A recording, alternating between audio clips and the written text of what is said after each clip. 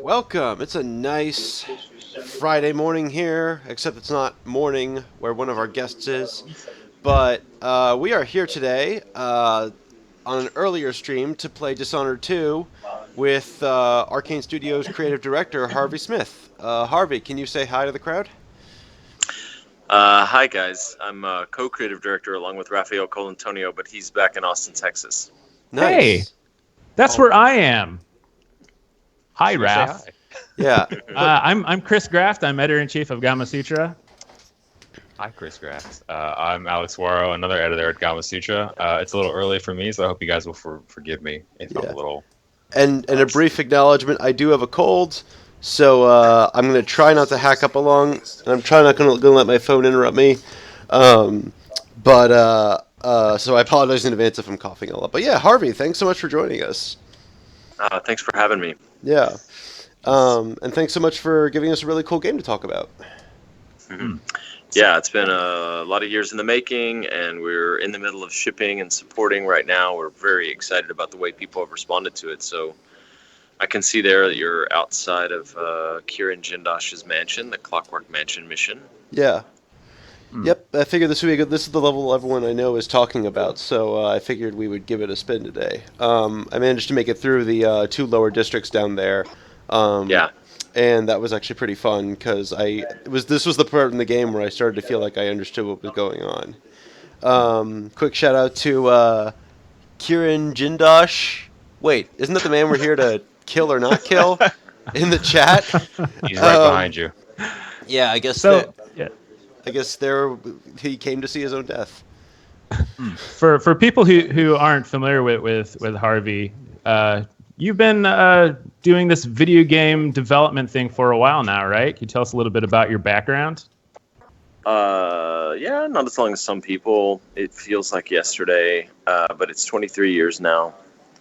And I started at Origin in like December of '93, and it's been ups and downs ever since then. But I love it, and I love the players, and I love the games, and critics, the whole thing. It's like I can't imagine a cooler job that I'm exactly where I would want to be if I could pick my spot in the world. Yeah. So how'd you get started in game development then? Like what first got you interested in making games? Well, I mean, I'm older, and so when I started in games, when I started playing games, like I think I first played pen and paper RPGs, Dungeons and Dragons, the night of my 11th birthday. I was on a camp out, and it was 1977 or something. And that's around the time Star Wars came out, and that's also around the time that the Pong machine came out or something. Like shortly thereafter, we had an Atari 2600. So for me and my generation, I guess if you were a nerd like I was, all those things kind of went hand in hand. And so my interest in that sort of stuff, along with escapist fantasy and film and things like that, started way back then. But really, it was after I got out of the military. I was in the military for 6 years. And after I got out of the military, there's this weird moment in the military where at the end, they try to get you, if they like you, they try to get you to re-up and re-up and re-up. And I was just like, no, guys, 6 years was enough. I liked it. It was cool, but I'm out. Right. And, some people were like warning about the economy or whatever. But, and it was like 1993. And this weird thing about it is they just say, what address do you want all your shit shipped to? And it's weird because you can pick anywhere in the world, basically. Mhm. And so I was like, really? I'm leaving Germany, and I can just put any address down, and you'll take all my junk, my crappy IKEA furniture and comic book collection and, whatever.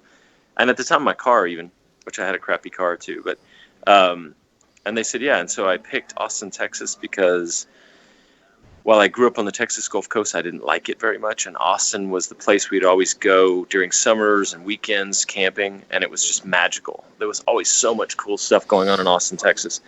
And so that's where I moved. I had some friends there. Some friends were in a band called Culture Shock. And one of them worked at Origin. And I would never even occurred to me that I could actually work there. And when I got there, he was like, "Dude, you know more about video games than we do, and you're totally into pen and paper RPGs, and you deconstruct games all the time. You should apply here." That's how it started. I mean, there's a slightly longer-winded version of the story, but we got an hour. So it sounds like, and this is what I see a lot on Gamasutra in like our blogs and in our comment section, people who are, you can kind of see them moving into actually making games, but a lot of them, it sounds like you were somebody who would play them a lot, but you said deconstruct. You would think about how they're made as well. Yeah, like tweaking systems, and if you did this instead, or if you borrowed this from this other game, this would be better. Not as sophisticated as everyone's doing it now. You know, nowadays they're talking about, do the mechanics serve the literary themes of the game and all of that. You know, it's like that stuff wasn't around back then. But yeah, I mean, the funny anecdote I was going to tell, by the way, is that I went and applied, and I was like, look, I want a game designer job, maybe a writer job. And I tried for like 6 months and failed. Like, I rejected over and over and over. And I did every sneaky thing I possibly could. I like played in a Shadowrun pen and paper RPG campaign in the boardroom, you know, the meeting rooms at night. We played and used the whiteboards for map and the big table and ordered pizza, and employees let us in, you know, that they were running it all. So I was just one of them.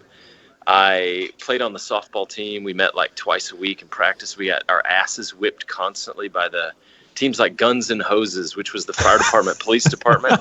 All these like dudes that looked like Thor in Texas. Yeah. And they would, like, one guy that we played against on the fire department would literally, if he didn't hit a home run, now keep in mind, this is intramural co-ed company softball teams. Like, if he didn't hit a home run, he would snap the bat in half over his thigh. It was ridiculous. And we were just out to have fun, and we were total nerds. And the games would get called on us, like the third inning, it was like, well, there's a run rule where if it's 30-0, you're out, you know. And so, anyway, long story short, I also went skydiving with them. Like, Richard Garriott took a bunch of people skydiving, and I went skydiving in San Marcos with them. And I failed to get a job, and so finally there was an ad in the paper. It was like, wanted tester for $7 an hour, and I applied. And my first boss was Kay Gilmore. She was awesome. She gave me a job, and worked with her for a year or so before I moved on to other parts of the company. But when I finally got the job, I was like, dude, I got the job. And people were like, I thought you worked here already. You know, it was because I was constantly in the building eating crunch food with them and playing games and stuff. Like, and so I was really making it a mission to go. This doesn't make any, like, you're like hanging out in their boardroom. You're on their softball team. You're going skydiving with Richard Gere. Yeah, it was the 90s, man. Times were different. and then you're just like, and you still didn't have a job with them. I guess you can always tell yourself that you got that job because it was your merit. It wasn't any kind of nepotism or anything like that. Yeah, favoritism. Yeah, because Kay didn't know any of that. She was she ran a tight ship in the QA customer service department, and because Origin Games needed a lot of support, of course, because they pushed the envelope of what you could do at the time. Yeah, what was it like to work? You know, I see you have a credit as like a QA lead on System Shock, I think. Yeah. Like, what was it like to work as a tester at games in the 90s? Well, I guess it depends on where you were. You know, I talk to Raph all the time, and I think Raph Colantonio is a good friend of mine, the co-creative director and the founder of Arcane.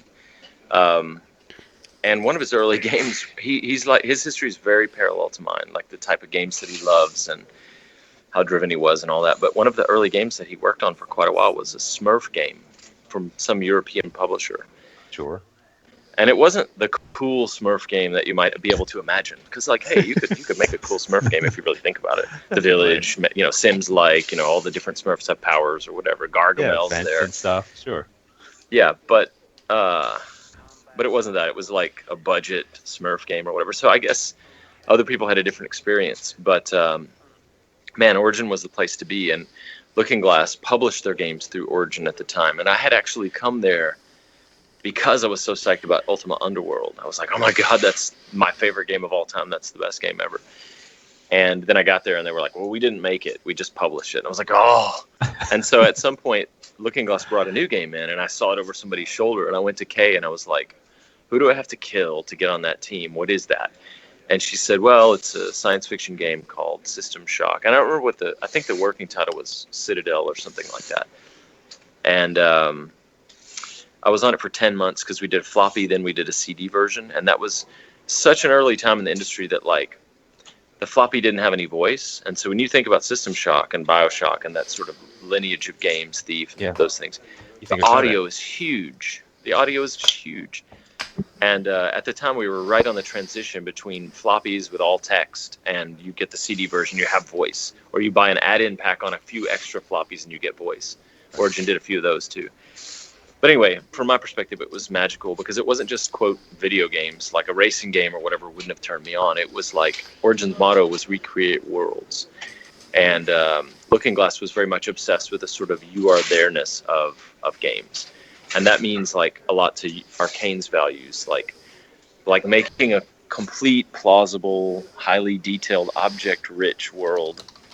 It's just different, you know. And a lot of games do that now. You know, they're more common now. But boy, it was kind of a special place to be at the time.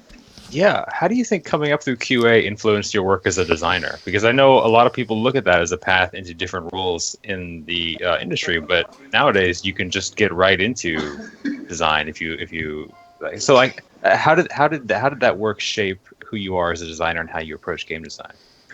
Well, I think I needed that because I wasn't from a software engineering background. I hadn't gone to school. Like a lot of people now have the benefit of going through, I don't know, Carnegie Mellon or MIT or Guildhall or Full Sail or whatever. And that wasn't a thing back then that I know of.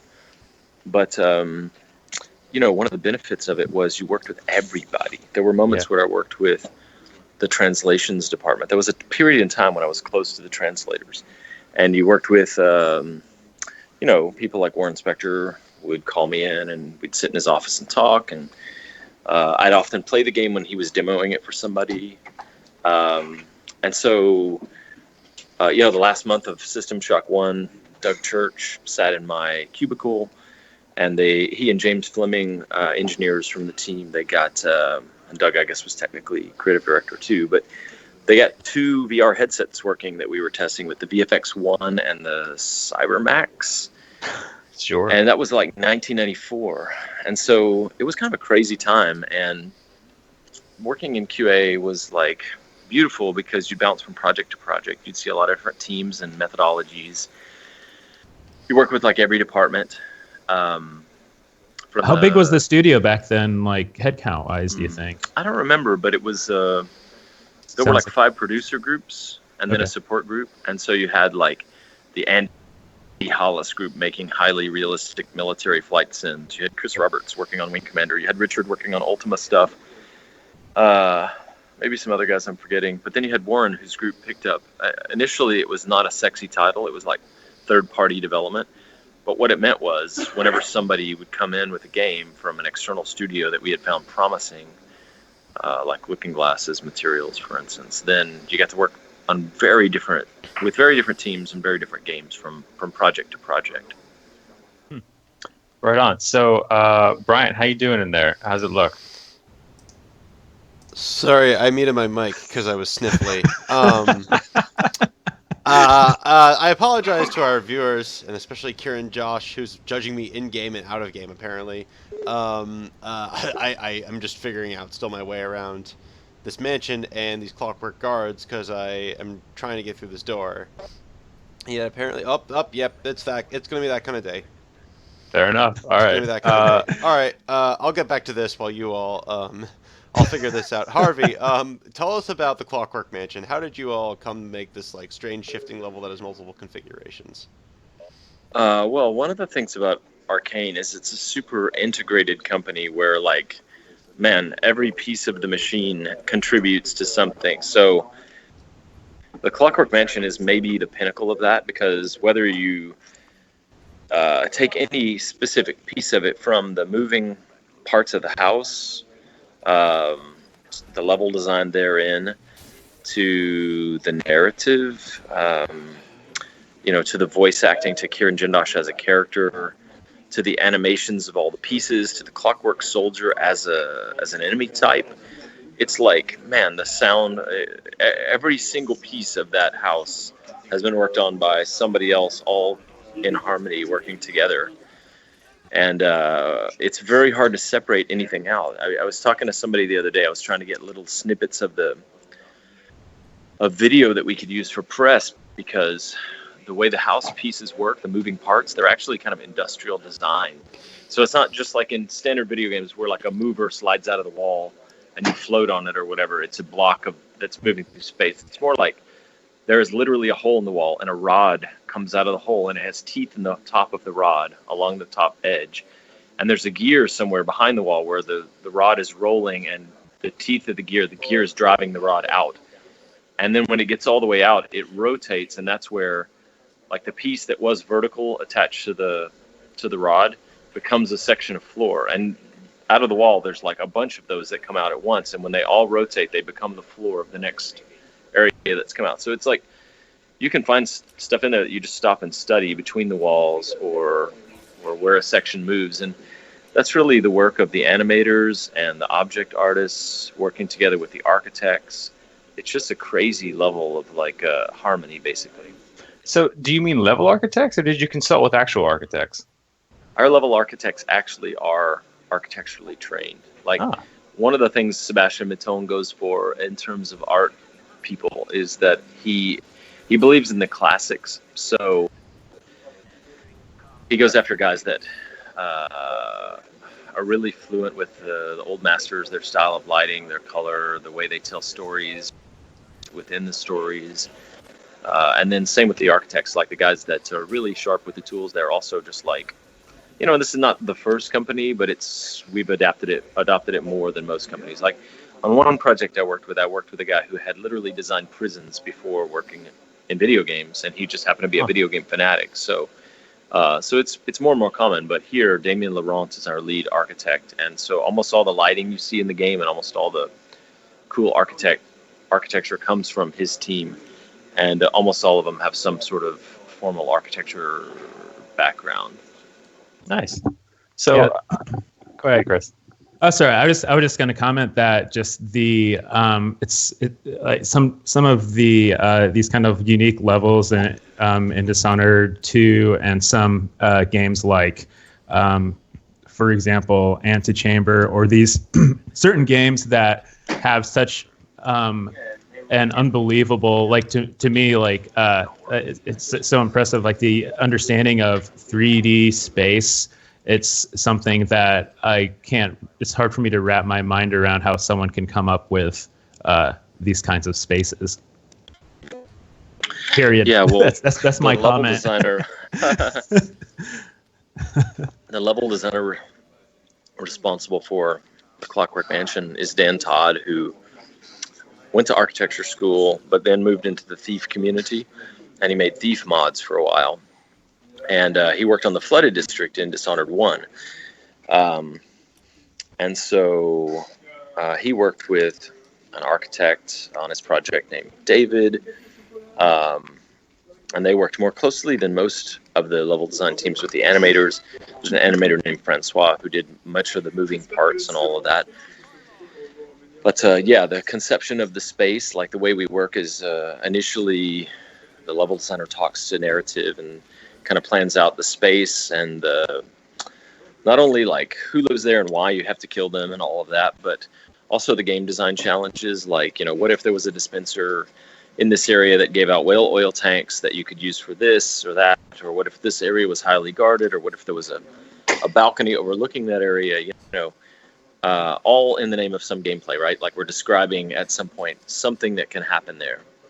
Like in the Clockwork Mansion, since you can reconfigure the walls, ceilings, and floors, there's an arc pylon on a floor under the ground. And so you can reconfigure the floor in one of the rooms so that, like, I don't know, a piano goes down and the arc pylon comes up. And so suddenly, just by throwing a lever, the room is like, holy shit, there's an arc pylon in here. I'm about to get fried. Anyway, they have that discussion going. And the architect, meanwhile, is talking about the character who lives there, what the place is like, what it represents in the world. We had the idea that these giant trees exist in Karnaca, and that the Duke, who took over for his father, who was allegedly a pretty good ruler, but the new duke is a corrupt tyrant into nepotism and bad cabinet appointments and things like that. Yeah, this is all sounding weirdly familiar. And so we had the idea of just cutting down one of those huge redwood-like trees so the player sees a stump. And you might not even think about it, or you might go, wow, the guy cut down one of these 1,000-year-old trees just to improve his backyard view or whatever. That seems to imply something about the character.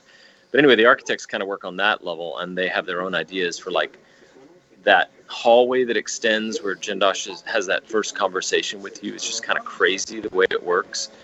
And then the two begin to work together. The level designer and the architect take their various pieces and they begin to merge them together.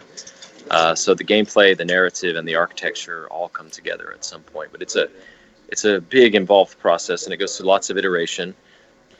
And Sebastian Mitton is looking over the architect's shoulder, and Christophe Carrier is looking over the level designer's shoulder, and I'm looking over both of their shoulders. And Sashka Duval is our narrative designer, and she's watching the whole thing, pulling all the pieces together. And you probably heard us talk about, we believe very strongly in environmental storytelling. So you should be able to stop and look around and go like, what happened here? Who lives here? It should inform you just by its nature. It seems like in a game like this, where a player is often encouraged to spend a long period of time just creeping around, like hours if they want, in a single level, like that especially shines. It occurs to me, in the course of your career, you've mostly worked on games that I would consider to be immersive sims, first-person stealth games where you can choose to go through vents or grates or however you like. I wonder, why do you think that is? Like, what is it about this kind of game that appeals to you and that you keep making it? That's always hard to answer because, it's like, why do you like chocolate instead of vanilla or whatever? I mean, at some level, I guess it's as mundane as that, right? Like, I just like this kind of experience. Most games, like games that you play to overcome a challenge, like they're really hard and you beat yourself against it until you quote unquote beat the game, or that are just like fast-paced racing games or multiplayer games. I've enjoyed those off and on. I think they're cool and they do their own thing. The sun has set behind us, by the way. The French sun. Yeah, the French sun, exactly. But I don't know. There's just this thing about being in a space and being able to decide what to do and observe it, but not like Sims like, because I like that too. But really, you're there. I don't know. It just appeals to me, especially when it's a foreboding or hostile place, and maybe you're a little, you're in a desperate situation, and you can actually creatively play. Like you can not only decide where to go, but how to combine things or which approach to use. I've always enjoyed that. I love it. And Sure. It's kind of a mastery thing or whatever, right? You're afraid of this space.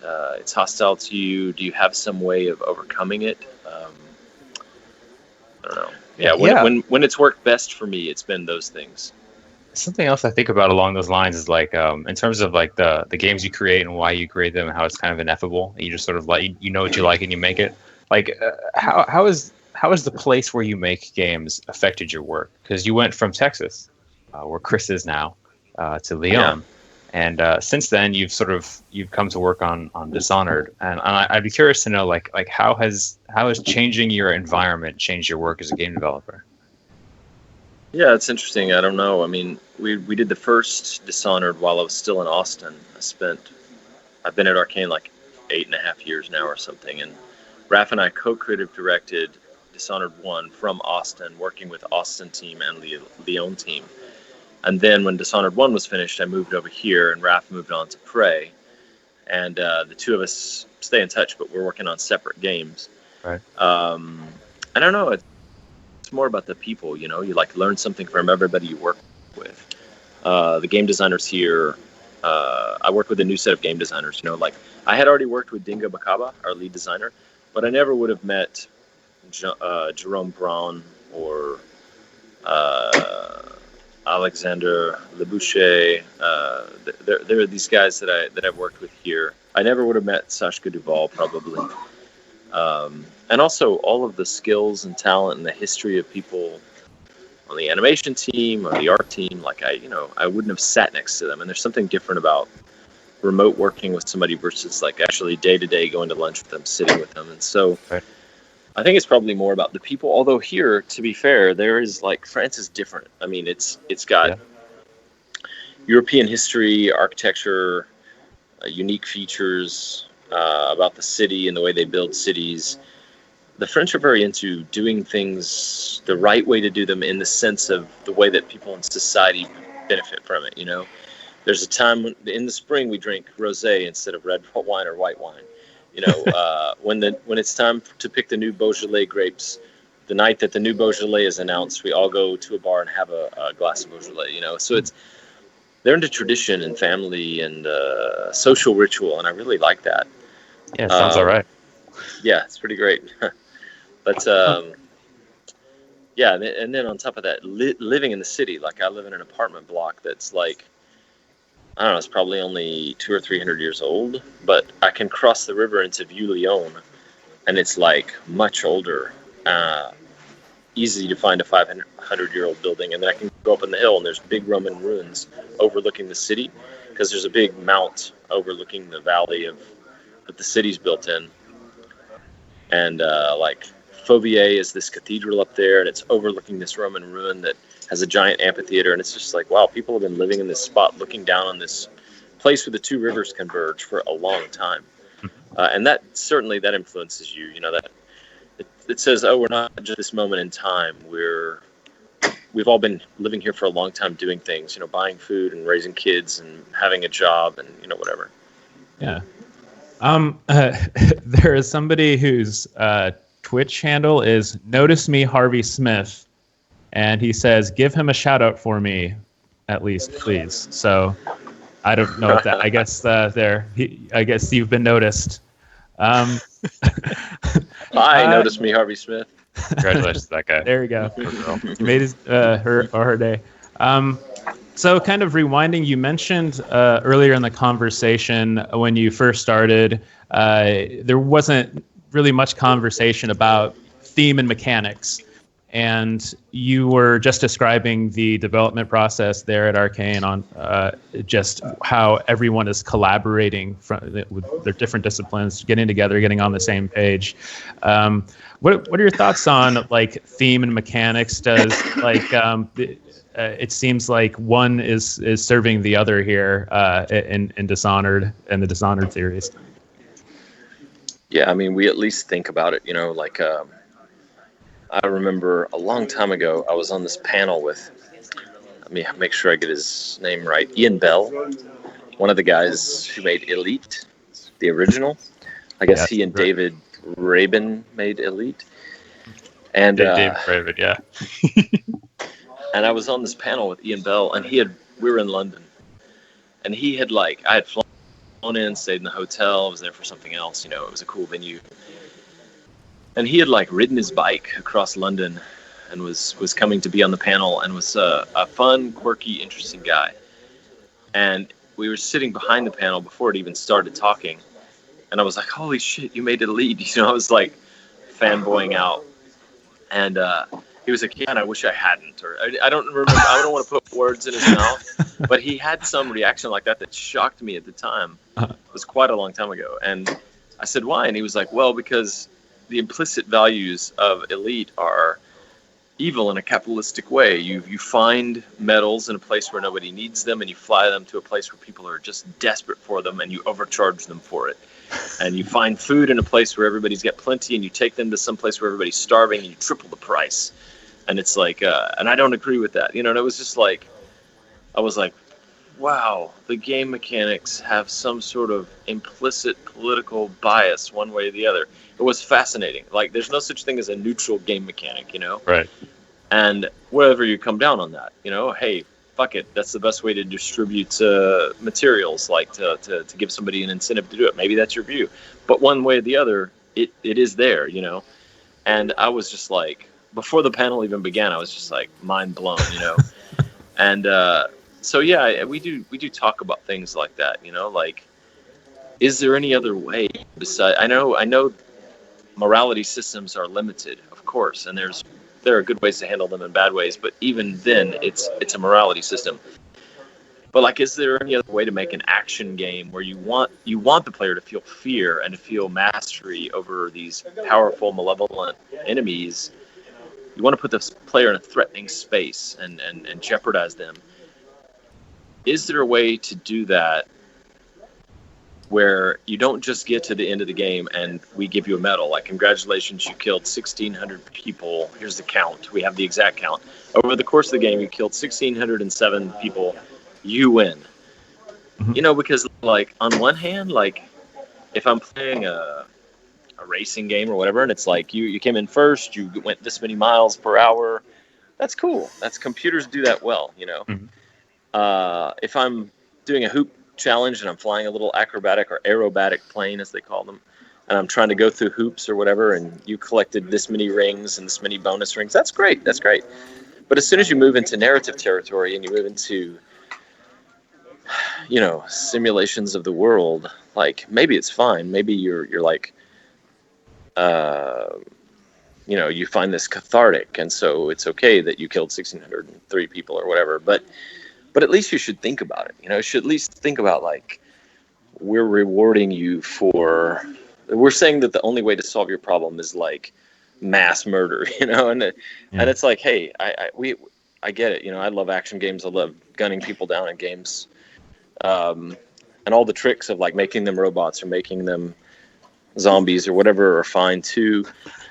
And Dishonored depends on overlapping circles, right? We have the people that play because they're stealth players, or people that like the Victorian era, people that like semi-RPGs, people that like the art style, people that play them because they can play the whole game without killing anyone, people that, you know, whatever. There are many overlapping circles. And early on with Dishonored 1, I'll never forget, I talked to this woman, and she was like, honestly, I just like playing this game because I can cut dudes' heads off. And I don't have to do that, and I have to listen to dudes all the time. And so, Fair. and it was like, that's fair, yeah. Totally fair. Yeah. But my point is, you at least want to think about it, you know, and that thinking is what led us to say, wow, Raph and I, halfway through the project through Dishonored 1, we were like, wow, what if you could play the whole game without killing anyone? We already kind of get that for free in a stealth game because you can just avoid the guards. What about the main targets? And that's when we really worked hard to come up with that, like, alternate resolutions of so-called poetic justice for all the targets. And so I'm not saying that every game has to be that way or your game should be like that or whatever, but I'm just saying that by thinking about that, we at least led to a system that our players get a lot of joy out of, you know. And so it's interesting. Yeah, I was very impressed. I'm not very far in the new game, but I'm past the point where you get to choose whether you use evil, dark. I don't know if they're evil, but if you use crazy powers or not. And you know, that's a very interesting choice in that, like, you allow the player to express themselves through whether they're gonna, you know, get crazy shadow arms or whatever. But also, like, it must have a real impact on level design because it basically feels like if you're playing with no powers, you're playing Thief. You know, you're just kind of like crawling around and shooting arrows and doing your best not to be seen. So how did that influence the game, like the actual level design process, knowing you have to build for such a wide spectrum of player builds and player approaches? Yeah, that's part of the charm, I think, of this type of game. I mean, even working on the original Deus Ex and Deus Ex Invisible War, the two Deus Ex games that I worked on with Warren Spector and the team in Austin there. It was a big part of what we were doing, you know, like, can you hack the computers or swim in the river or use super jump to get over that wall instead of finding the key? And the more players did things that we didn't expect, the more we were just delighted. You know, how can we support that? How can we make sure that doesn't break the scripting?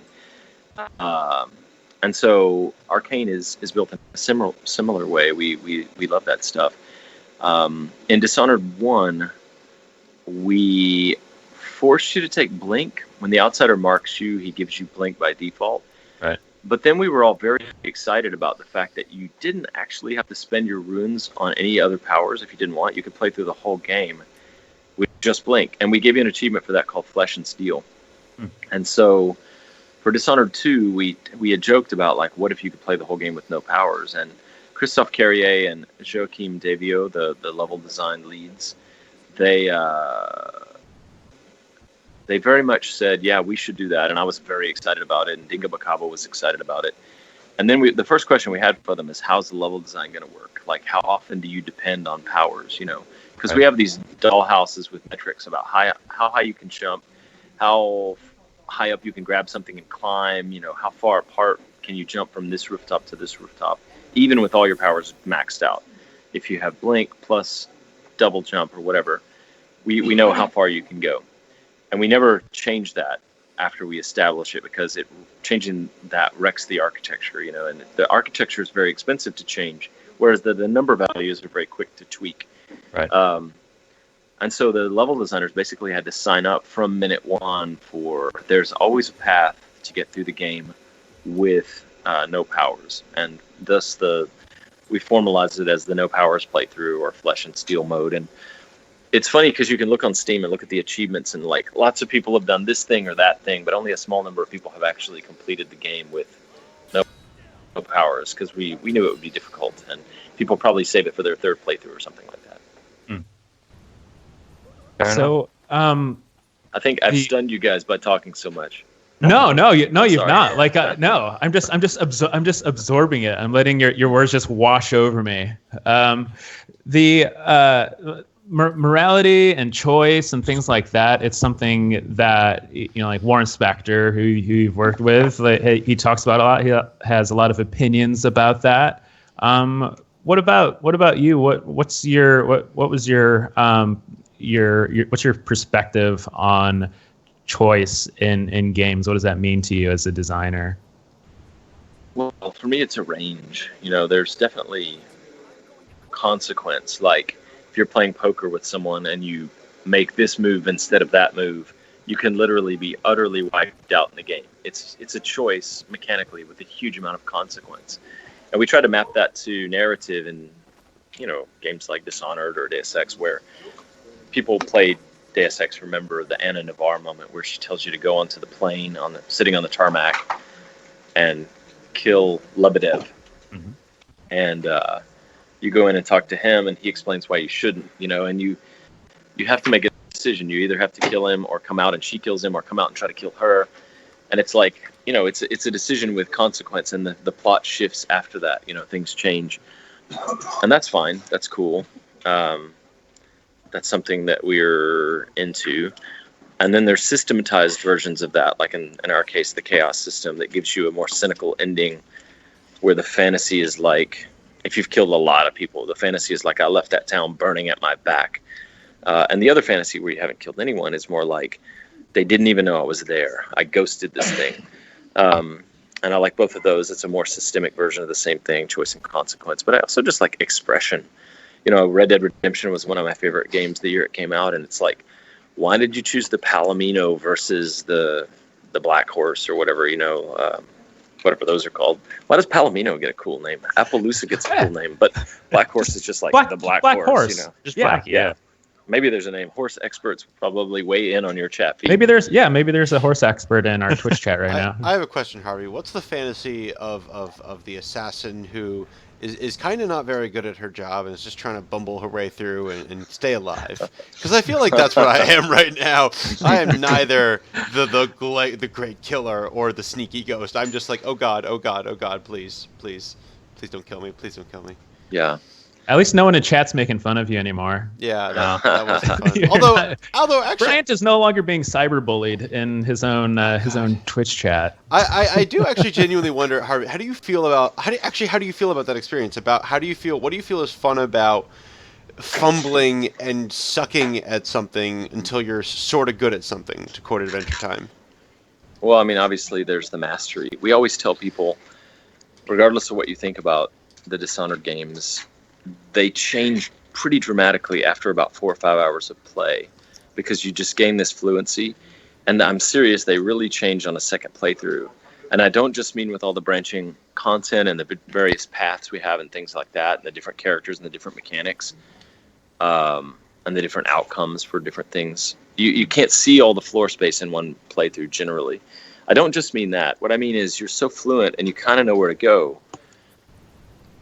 that you relax a bit and you can just enjoy it, explore it. And that's really one of the reasons we put so much in the game. There's easily enough content in Dishonored 2 for 3 games, in my opinion. But I think that mastery is fun. You feel more and more powerful as you go. And again, back to overlapping circles, there are many different reasons people play a game like this.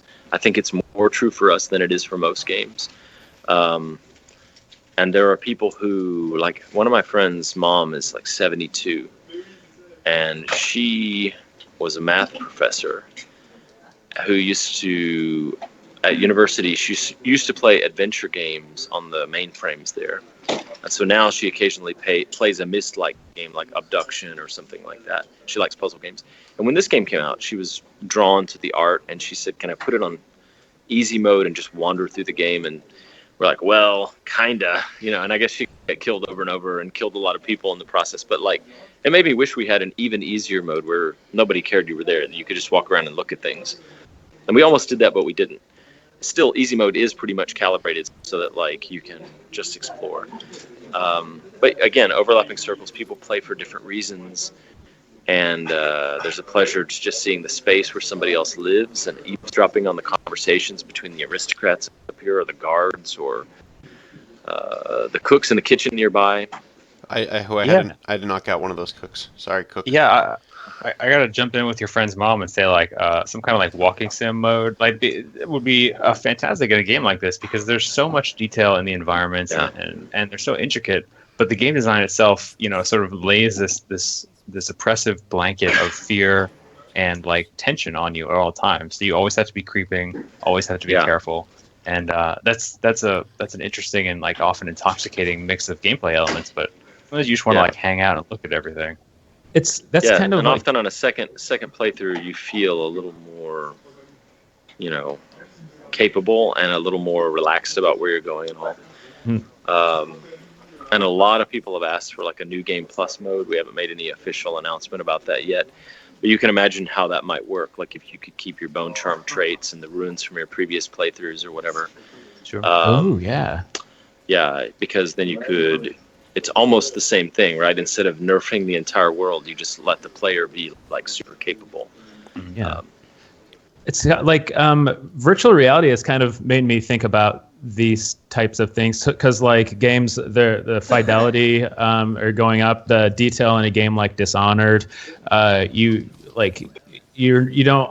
don't allow yourself to be in it. And I talked to a lot of people the first time they did VR.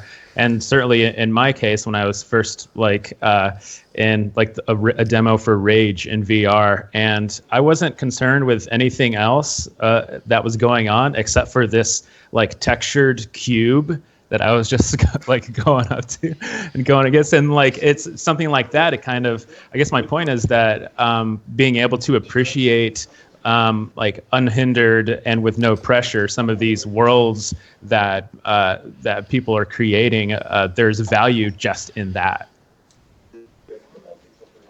Yeah, for sure. I mean, I think I was just caught up in a couple of thoughts. Like, Raph mentioned one time that like his favorite experience in VR so far was throwing a stick for a dog, and just letting the dog bring it back and all of that. There's so much low-hanging fruit about magical experiences you can have in VR. And I was also caught up with a joke about like I remember the first time I did VR. I remember we were at that Flaming Lips show, and it sounds like you're talking about the first time you did mushrooms or something. It's funny the way people view VR is different. It's not like the first time I played a game. It's the first time I did this thing. It's really amazing. Yeah. Even back in '94 when we were playing with the Cybermax and the VFX1, they sucked. I mean, back then the resolution was tiny, the refresh was terrible, etc. The games weren't really made to work with VR, but you could really see that there was something there. It was like, man, someday this is going to be the best thing ever. And then I was also caught up with the thought because you said as games get more realistic or whatever, and I was thinking, well, VR, one thing that works better is when games go back the other way, when they're simpler and the signal to noise ratio is better. And the art styles are a little more less photorealistic, like not only do the games run faster, of course. Yeah. Because go ahead. No, sorry to interrupt. I was just gonna say I didn't say more realistic. I said higher fidelity because the VR games that I am most interested in are the ones that I feel like they're just plopping me inside of an arcade game. like Yeah. Super Hypercube or Thumper, or Res Infinite. That kind of it feels like some of these games that video games are kind of renewed and they strike this. It's like the ultimate future nostalgia type thing. Yeah. That's for me. So Yeah, isn't it funny how that comes out every now and then, where like we'll all rediscover arcade games? Like, what was the game like a few years ago? I mean, obviously Geometry there's Wars? Geometry Wars, yeah. Yep. Where it just like felt like suddenly it was 1983 again, but like in a cooler way, a cooler version of 1983. You know, Yeah. amazing. I mean, yeah, 1983. I wasn't there, but it sounded pretty cool even then. It was really lame. Trust me, it was terrible. Today fair is so enough. much better. So, I'd be curious to know your thoughts just in general on the landscape of game design now. And what I mean by that is like, as we talk about VR and AR and mobile become so big, you have really carved out a career for yourself in sort of like PC, intricate, like action sim games. So do you ever think about going outside of that box? Because I know at GDC, I mean, you've done game prototypes that aren't anything like what you're known for. Yeah, I mean, I've worked on a variety of things. Like I worked with Art Min and Ned Lerner at Multitude. I was like employee 6 at Multitude, and we made a game called Fireteam, which was multiplayer only, top-down, third-person isometric, these little sports-like games. And it was one of the first games with voice. And that was like at the advent of the internet, and voice was going to be huge, and we were way early. But I've enjoyed that. I've learned a lot from every one of those. We worked with Rob Fermier from System Shock 1 and 2. Art was also on System Shock 1. Ned helped found Looking Glass, or was one of the co-founders. Like, it was a cool group. But so over time, I've worked with a lot of different groups and on a lot of different game types. And one of my favorite things is having the time to actually try something. Like at Midway, that was a bad chapter for me. I ended up getting fired. It's the only time I've ever been fired. But we worked on, I got handed the task of working on this Area 51 game, and the team was very talented, very passionate. A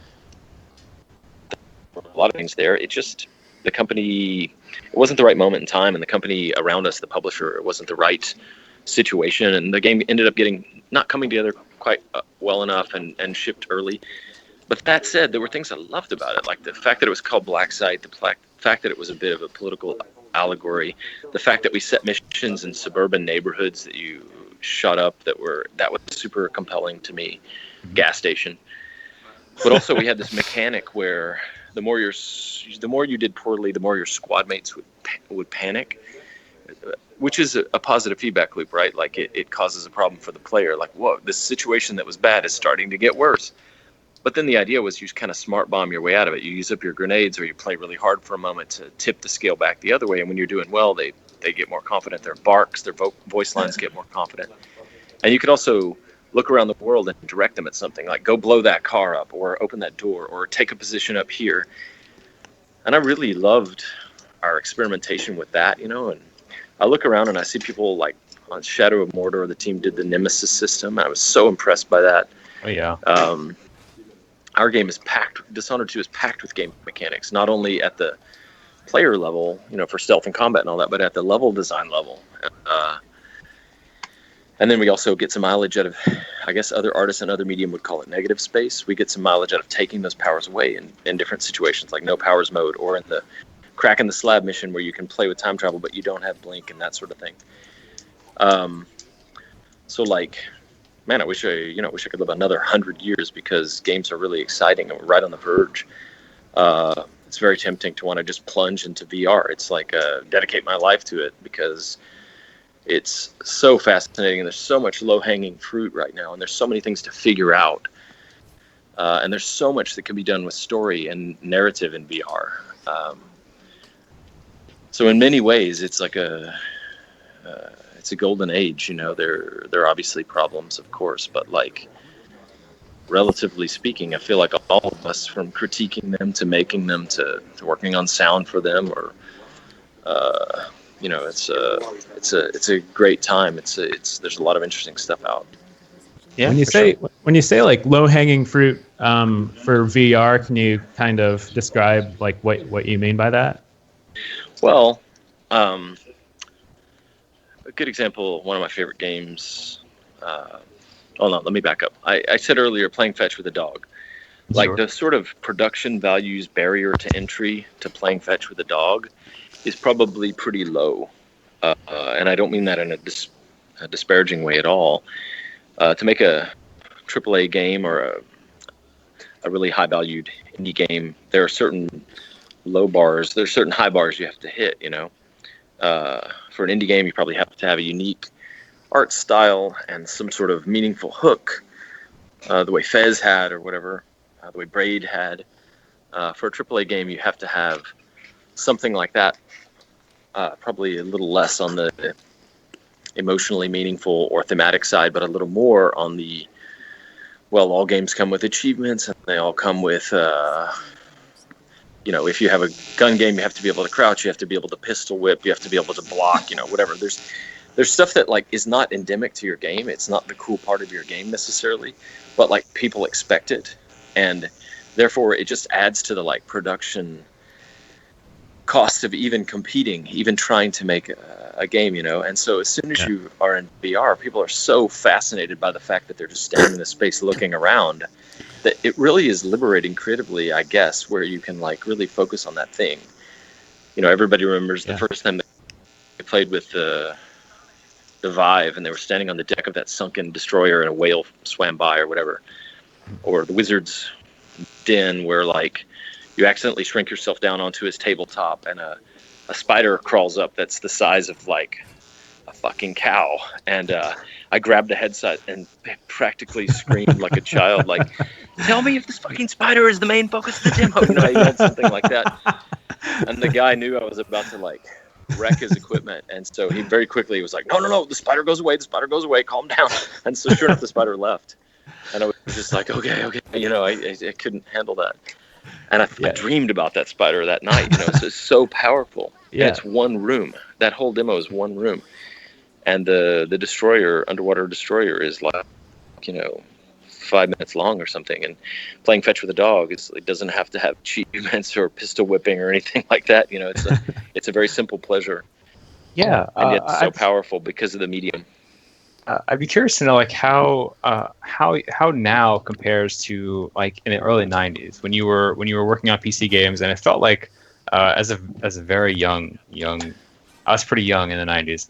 It seemed like PC games were having almost like a small golden age, right? Like people were coming up with CD stuff, and you were seeing games like Half-Life and Deus Ex and stuff come out. So when I look at VR, like it looks like I talk to game developers, they're very excited about it because most everyone who has a VR headset and who's buying VR games wants to be in VR, and they want to be excited about VR games. So there's no like built-in. You don't need to crack into an established audience and be like, look at my game. It's awesome and new and has everything you need and also this else. It's like, you want this, so I made it for you, and I made all these new experiences that you can go try out. And is that at all similar to your experience in the 90s, or is it like a totally different case? I think every time there's another technology or design breakthrough, there's a rush like that for a while, and it's very satisfying. I was at Origin when, we worked on a couple of like first-person games, and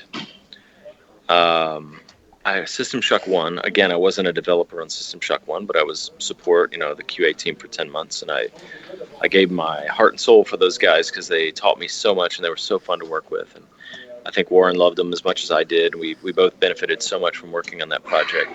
But it's kind of ridiculous because like we supported like 2 joystick mode. Sure. Where you could put 2 joysticks on and that's how you moved around.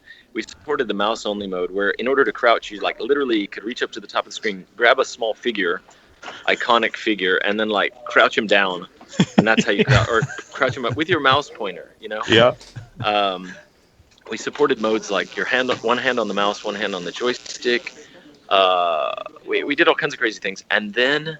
Oh, and you move the mouse to the corner of the screen or the edge of the screen, and the icon would change, like, from this to that, and then when you push the button, that's the direction you went. It was one of those interfaces, and then we were just after that, Terminator Future Shock came out, and they had tied the head orientation to the mouse, where you just like move the mouse and you could look around. Yep. And it was just like, oh my God, we all could have been doing this all along. It's so nice. It's so easy. Everyone does it now. And very quickly, everybody copied it, and it facilitated, I guess. I mean, I'm probably fucking up my timeline here or something, but like, I think it facilitated things like Quake, being as good as it was because of the mouse look. And I want to say Terminator Future Shock was the first of those. So you're saying Bethesda of Elder Scrolls, like Bethesda's unappreciated Terminator Future Shock game was the precursor to games like Quake? It's the first one I played that had mouse look. Huh, I mean, obviously the precursor to Quake was Doom. Like, you ask about, like, the way you ask about VR, I'm just thinking, like, 3D came about around that time.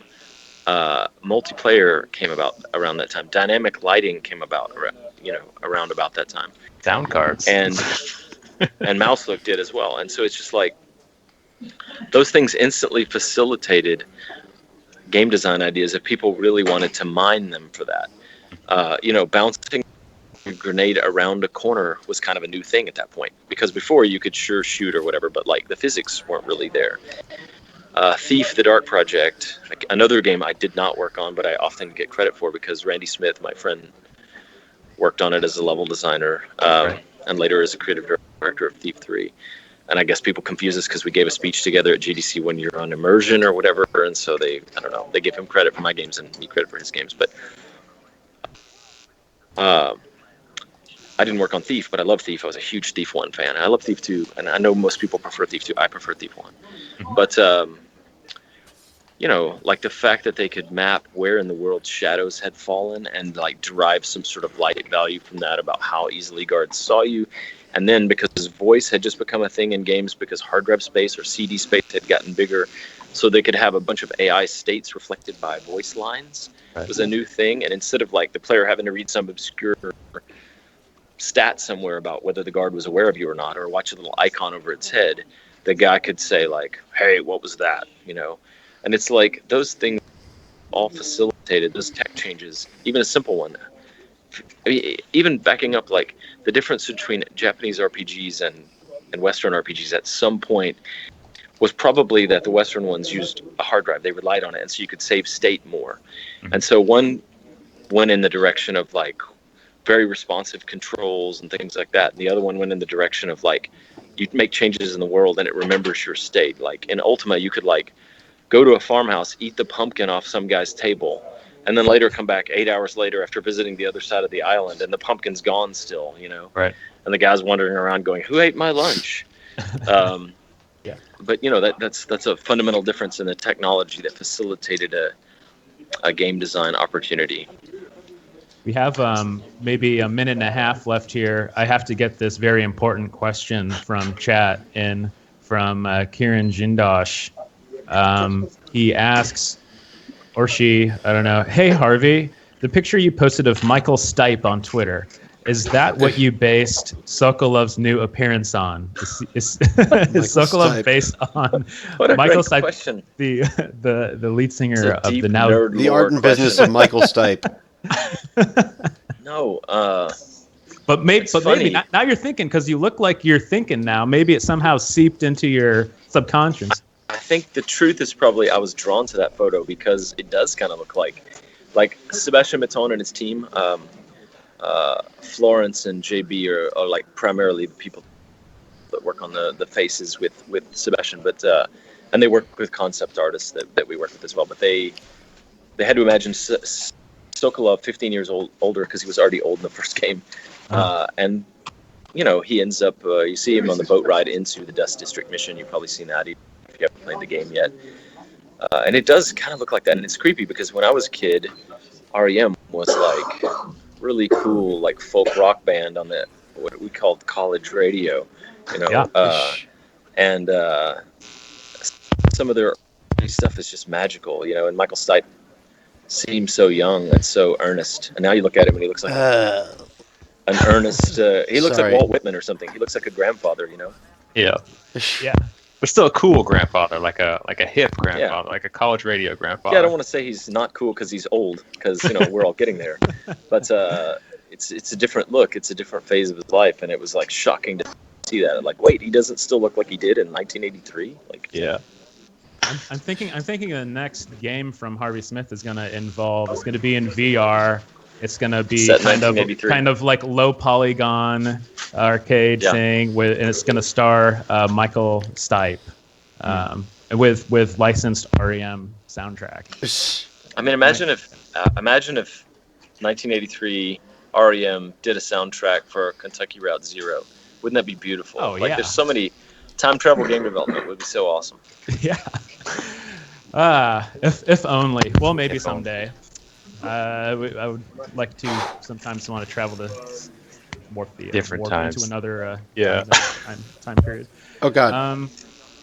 Okay, so we're pretty much out of time here, but Kent, how you doing? Is your sinuses still doing? Sinuses are still bad. I did something in a perfect way to cap off our Dishonored session. I did something very unexpected where I flipped the room. I ran into the room to try and use it as a distraction, and I wound up under the room. So this is the perfect way because now I have to figure out what the heck I'm going to do next with 2 Clockwork Soldiers up there. I promise you are not trapped. You can get out of that space. I think so. Yeah, I can see some great. I'm really excited for what happens after the stream ends. Harvey, before we go, I'd like to know if you were talking to a young game designer, if you stumble along a young person at GDC and she asks you, "Hey Harvey, what's like the one thing you would want to say to what would you want to say to that person? Like in terms of like they just wanted to know like what's some advice from you about like navigating? Oh shoot."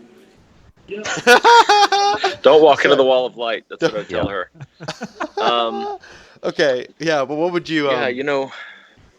It's funny. The advice question is always funny. I remember Eddie Murphy said one time his advice was, "Don't take any advice," and the reason for that is you can find your own way. But I don't believe in that, obviously, because I dispense advice constantly, unsolicited in an obnoxious way, I'm sure.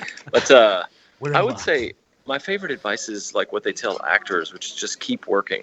Yeah. Because regardless of what you are, programming lighting models or AI or a writer or whatever, it is daunting at first no matter what. And you do get better over time. You pick up skills, you network. And it's very discouraging, the things that happen along the way. Somebody will say something. One time we were leaving GDC, we're leaving the Game Awards there that night, and Dishonored had won Player's Choice. And leaving the room, in the crowd, a guy I know looked at me and said, this kind of glee, like AAA games didn't stand a chance. Because all the awards had gone to indie games, which I've always supported indie games. I love that. That's fantastic. They're very innovative. All my friends work on indie games, etc. But we had just won a fucking award. We just won the Player's Choice Award. And I remember it hurt me that he said that. And I've thought about it for years. And you just have to be thick-skinned enough to like not let that guy stop you. He's going to say something inadvertently that hurts you at some point. Everyone's going to do something to your work, or some bad thing's going to happen to your team. You're going to ship with an unexpected PC problem that affects some subset of users, and you're going to try to as hard as you can to patch it so they can have the experience you want them to have. Mm-hmm. Bad things are going to happen. Great things are going to happen. You just have to keep working. Yeah, that sounds like a great place to end it. It could keep on talking to you. We didn't even get to talk about some of the things like the funny bugs that happen, things like that. But thanks a lot, Harvey. Really appreciate you coming on and hanging out with us. Yeah, guys, I appreciate you giving me this time to talk about Dishonored 2. If people want to follow me on Twitter, it's Harvey1966, and I honestly couldn't go any longer because I really have to pee. All right, fair enough. All right. Thanks. Bye, everyone. Thanks for joining us. I'm Chris. Thanks for your time. See ya. I'm Brian Francis, contributing for Gamasutra. Oh, and Harvey just went. Bye, everyone. Gone. Bye.